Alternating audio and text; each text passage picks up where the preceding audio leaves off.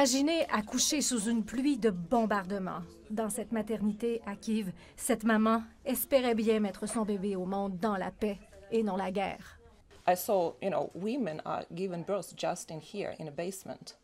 J'ai vu des femmes accoucher ici, juste au sous-sol, dit-elle. Elles étaient toutes dans le sang parce qu'elles avaient subi une césarienne et puis l'alarme s'est déclenchée. Elles ont dû descendre. C'est terrible. C'est une terrible expérience. Pendant ce temps, les Russes, sans scrupules, bombardent même les hôpitaux comme celui-ci à Kharkiv. Alors que l'Organisation mondiale de la santé exhorte le Kremlin de ne pas s'en prendre aux hôpitaux, l'ONU a adopté une résolution exigeant que la Russie cesse immédiatement de recourir à la force.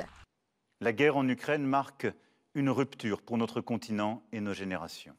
La communauté internationale a beau dénoncer, les Russes continuent de gagner du terrain.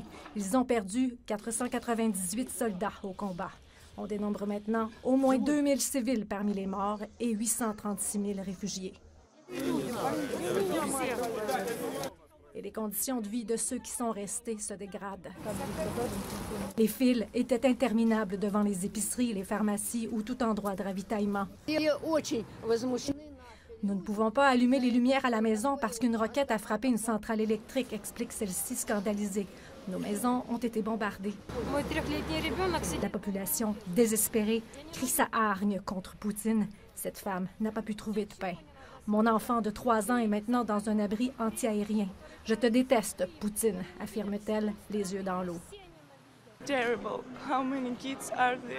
Cette maman, qui s'est cachée dans le métro, trouve terrible d'y voir autant d'enfants.